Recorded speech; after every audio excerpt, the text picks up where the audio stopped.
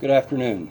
My name is Lieutenant Colonel George Bivens, Deputy Commissioner of Operations with Pennsylvania State Police.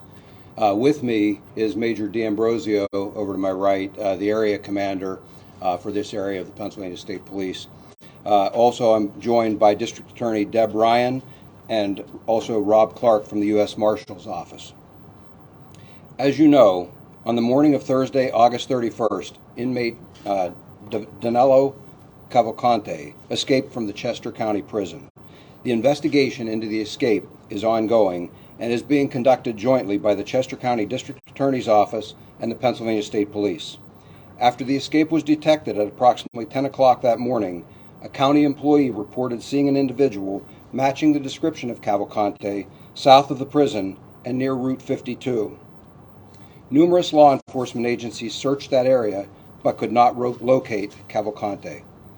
The escape investigation and search was originally coordinated by the Chester County District Attorney's Office with assistance from the Pennsylvania State Police and numerous other local, state, and federal agencies. With much of the effort now focused in PSP primary coverage area, District Attorney Ryan has requested PSP to take a leading role in this investigation. We have agreed to do that and, of course, continue to work closely with the District Attorney's Office as we move forward. We continue to bring more technology and personnel to bear on this situation. Since the day of the escape, there have been several credible sightings within an area bordered by the intersection of Route 926 and 52, north on 52 to Parkersville Road, southeast to 926, and west to the intersection of 926 and 52 in Pocopson Township. In total, there have been 4 sightings within that boundary. The most recent credible sighting occurred yesterday afternoon, also within that bordered area. We have secured that area and continue to actively search it. While there are a number of challenges, we are confident that if he is in there, we will find him. We are asking for the public's help in a number of ways. First, familiarize themselves with the photograph and description of Cavalcante. There is every reason to believe he remains in this area. Second, within the secured area I have described, as well as near there, we are asking residents to check on their neighbors. If they're not at home, please let us know so we can check their property in their absence. We know that we have numerous homes within the search area in which we presume the occupants are away for the holiday weekend. We have been checking the exteriors of many of those homes, but as they return, if they find anything disturbed, please stop and call us so that we can check it out prior to them going through the residence. Third, please check your home security cameras and call us with anything suspicious you might observe. There's been a tip line established, and we can be reached at 717-562-2987. 717-562-2987. All tips, of course, will be fully investigated. We also remind everyone that a reward totaling up to $10,000 has been offered for information leading to the capture of Danelo Cavalcante. I wanted to say a couple of things to the community as well, if I could. First, you may be hearing a message that's being broadcast from a helicopter or from cars in the vicinity of that perimeter that I talked about. One of the things that we have done is we've had the individual's mother make a recording asking him to surrender peacefully. It's done in Spanish, or actually Portuguese, and it's being broadcast in an effort to facilitate his peaceful surrender. Secondly, we're also asking the community to avoid the wooded area or anything outside of the immediate area around their homes in that perimeter that I described. As I said, we're actively searching that area. We're certainly not trying to lock anyone down, but we want to keep residents as safe as possible while we thoroughly search that area. So again, we ask them to refrain from that area. And I'd also like to thank the community for their support. You know, this has gone on for a couple of days now. I know it's stressful for the community, but I want to assure you that all of us up here and our respective offices are working diligently to bring this to a conclusion as quickly as possible. Please know we are devoting all available resources We're constantly identifying additional needs. We're making sure we bring those in, and we will resolve this as quickly as possible and as safely as possible. With that said, we'll be happy to take questions if any of you have any. For the most recent sighting, can you just describe a little bit about what he looked like? Has he changed his appearance at all, and what was the nature of that sighting? The appearance was very similar to what we've described, perhaps looking a little more worn and tired, but a very brief sighting, and it was a trooper actually that observed him in some distance.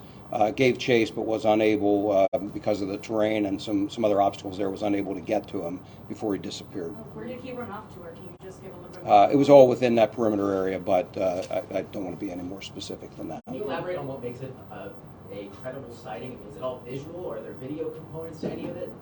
One was a video sighting that I believe you have all seen. We've analyzed that video. The others are not video, but after extensive interviews, we believe them to be credible sightings. Do you have any reason to believe that he's being assisted by anyone out there at this point? I wouldn't want to comment at this point. We'll, of course, explore all avenues, and that's always something we look for, but I wouldn't want to go into anything more right now. Can you confirm he broke into the house? I'm sorry? Can you confirm that he broke into the house and stole food? We're hearing that. We can confirm that we have investigated actually 2 burglaries. The evidence is still under analysis at this point, and so I can't confirm that it was him, but they are of interest to us. So is that why you're telling people, because after this holiday weekend, like you said, people haven't been home, so is that really what you're stressing to people to make sure? Well, not only because of those 2 instances, but we know that that he is going to be looking for a means to sustain himself. He's going to need clothing. He's going to need food, and just to get in out of the weather. It's pretty hot out there. I'm sure he's looking for some better shelter. So for a lot of reasons, we would be concerned about where he might hide. Did you dispatch any of your troopers to Waterline Drive for one of those apparent burglaries where? That's within the search area, and yes, we have investigated a number of things within that search area. I don't want to get any more specific than that. Obviously, it's been 5 days, so he needs to sustain himself in some way, but then food, water, as you mentioned, finding some type of shelter.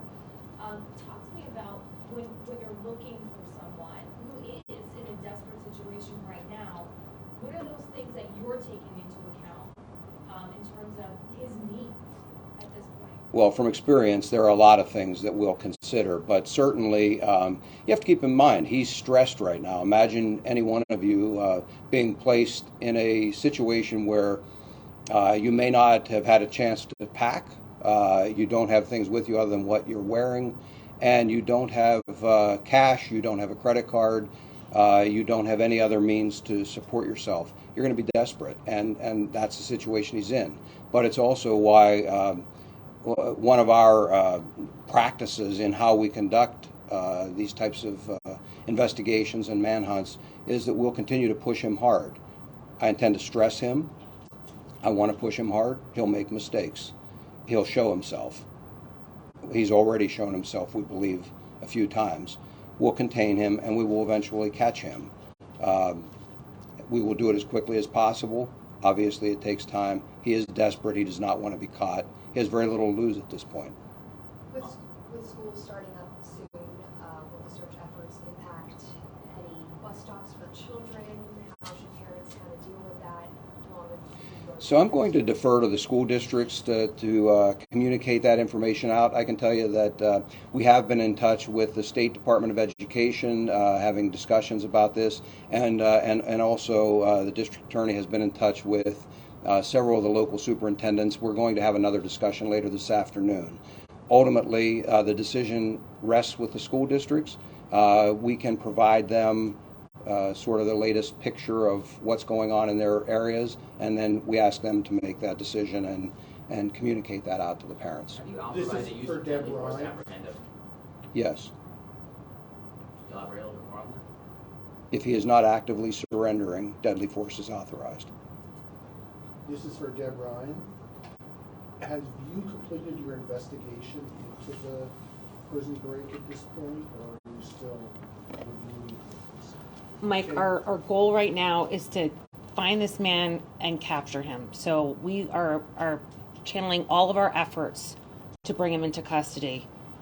That is secondary, that is certainly a concern, but at this point, all manpower has been executed to find and hunt down this fugitive. But it's been 5 days, how can you not explain how he escaped? As I indicated, our focus right now is to capture this fugitive. He's a dangerous person. We will be able to update our investigation with respect to what happened at the prison at a later date. Right, but I mean, obviously the question is, like, could other people also escape? I mean, is there something, you know, at issue with the prison where somebody else could pull this off? They have been looking into what happened and they are investigating what happened. I'm not at liberty at this point to share with the public what is going on with respect to that investigation. The prison is very aware of whatever vulnerabilities they had, and they have made efforts to correct those To vulnerabilities. clarify, you know how he escaped, but you're just not saying, or you just don't know yet?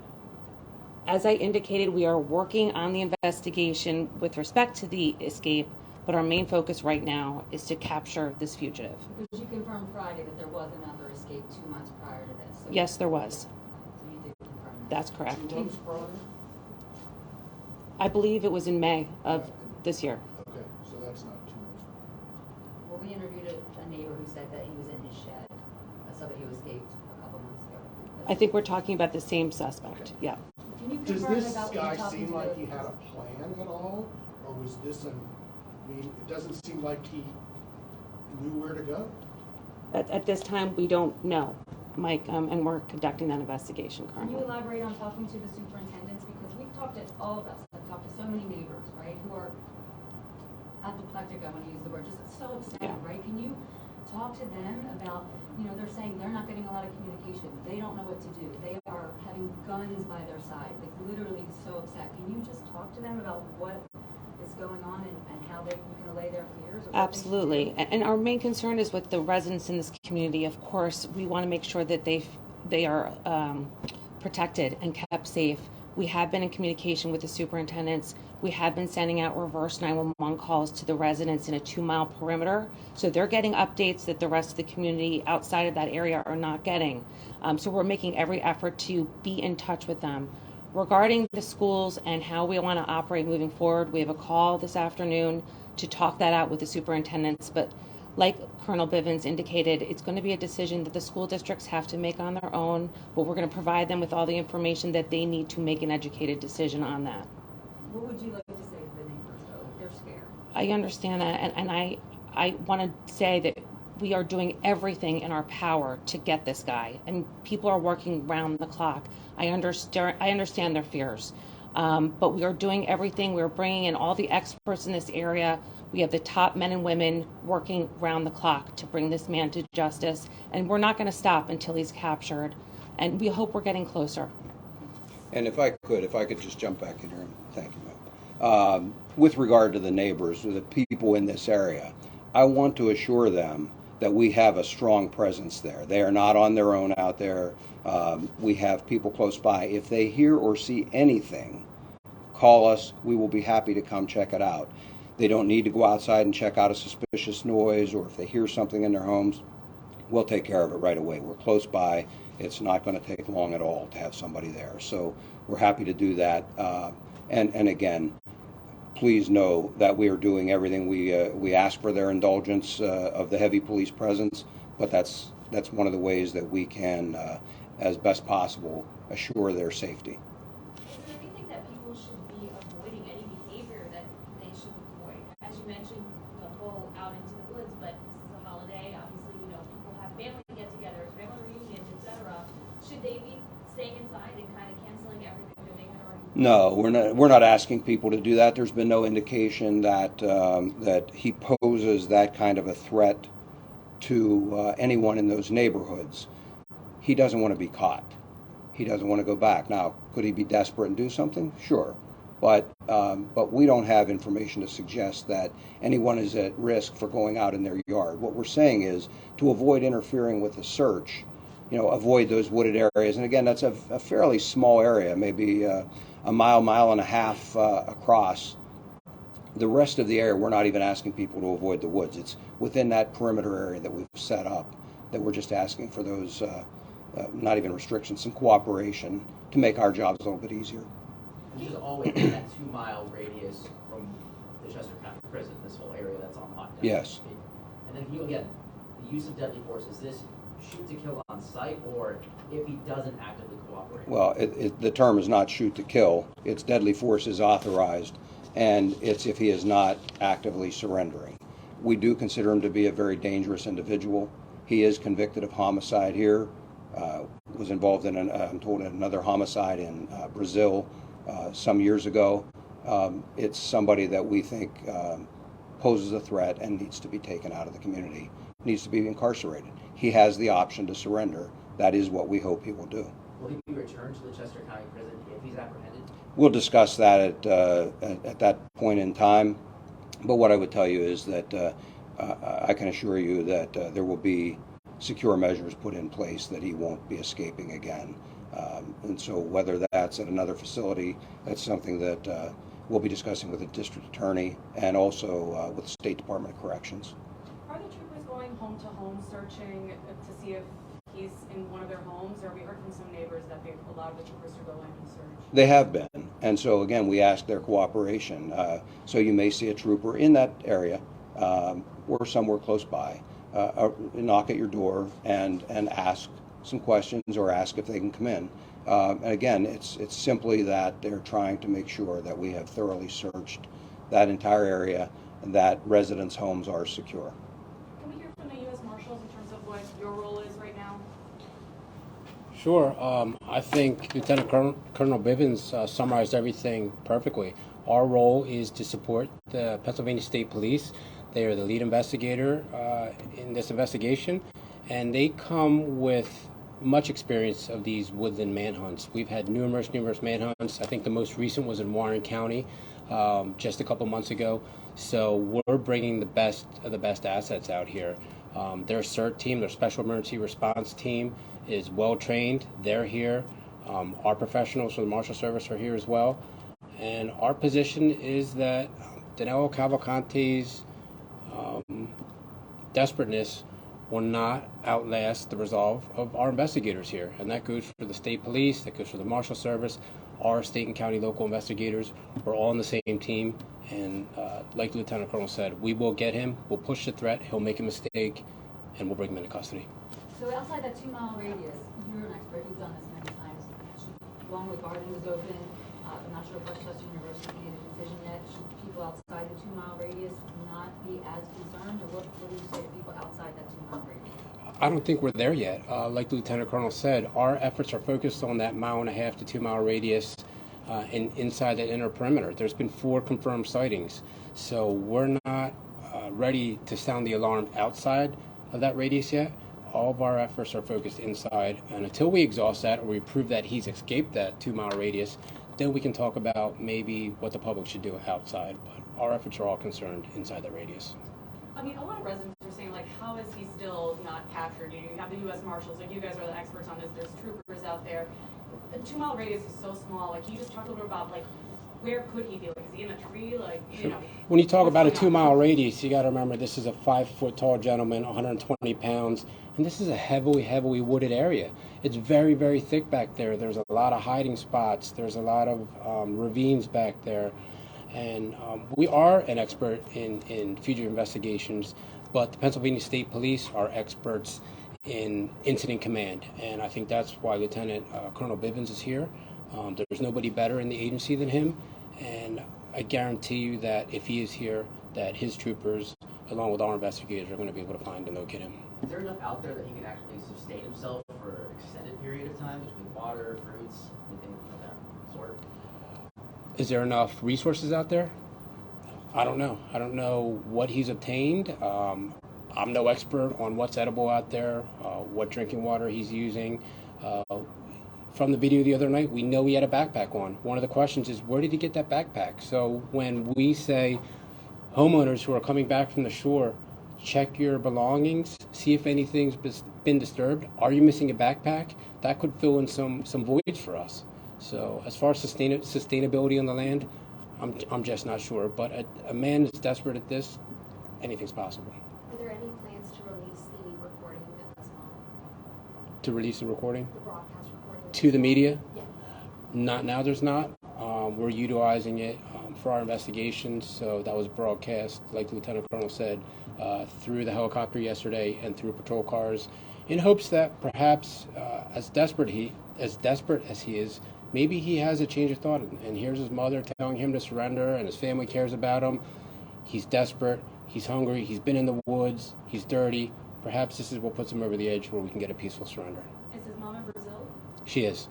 That's my follow-up question. I know it is in Portuguese, but can you tell us what his mother is actually saying to him? I don't want to say verbatim. She's just encouraging that his family loves him and that she wants him to surrender. And that's what our hope is as well.